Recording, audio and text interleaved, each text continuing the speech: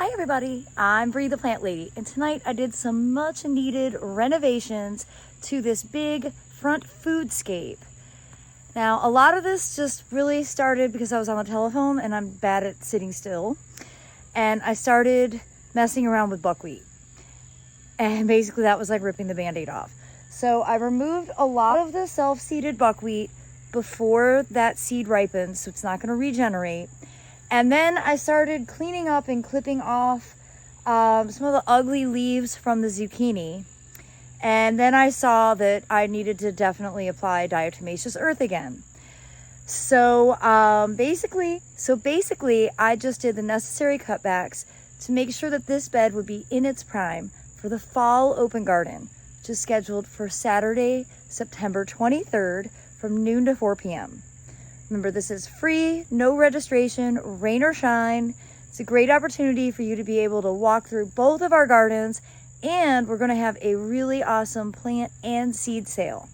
All those cottage garden seeds that go into this garden create the beautiful spring displays of poppies and larkspur. That will all be for sale during the open garden on Saturday, September 23rd. Now, to give you an up-close view, can see I watered everything really well, and then I put down more diatomaceous earth, basically covering all of the stems.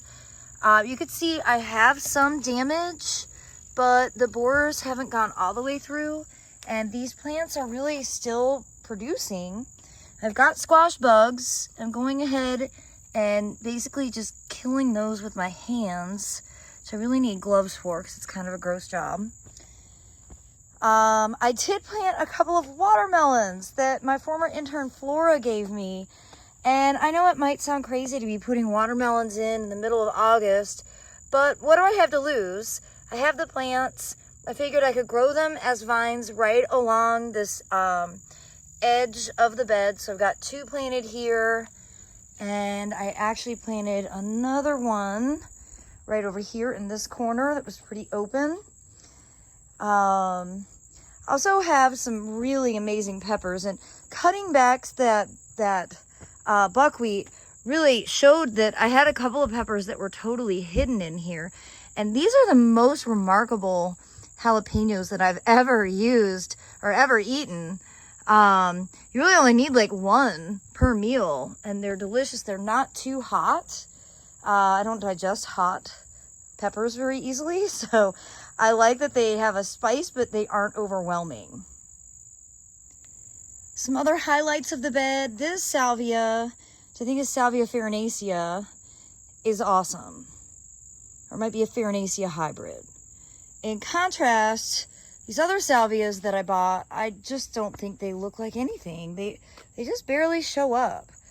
So I'm very disappointed with those. I'll remember not to buy them again. Some of the zinnias that are starting to bloom are these really great colors. I'm really keen on this Gomphrena. I think that is one from Proven Winners. Of course, the Suncredible sunflowers cannot be beaten. And I love this coleus. I absolutely love it. I wish I had gotten more so I could have done the entire thing with a ring of coleus. I will remember that for next year. But again, to show you some of the zucchinis, I mean, I think they will probably be pulled out by the time the open garden comes, but as you can see, they're still producing, and I am still eating them. And so despite the fact that the stems are in a bit worse for wear, they're not dead. In fact, the plants look quite healthy. So I figured one more round of diatomaceous earth is certainly not going to hurt. Of course, my favorite zinnia of all time, Queenie Lime Orange, is blooming. And, well, that just brings me great joy. And then, of course, all of the Treasure Island sweet potatoes. Now, this giant patch here, those are tubers that I actually overwintered from last year. So it's way bigger than any of the small plants that I plugged in throughout this border that are really growing all throughout, but you don't totally see them. This really reads as very legible, and, well, I think it's quite beautiful. And, of course, will provide delicious harvest for Thanksgiving time. Well, remember, mid-August is a great time to go through and do some bed edits. That way your plants will look fresh and they'll get you through the fall season. I think doing these cutbacks now is definitely going to make a big difference for how this bed looks at the Fall Open Garden on Saturday, September 23rd. I sure hope you'll plan to come out and see the gardens for yourself. Thanks so much for watching, everybody.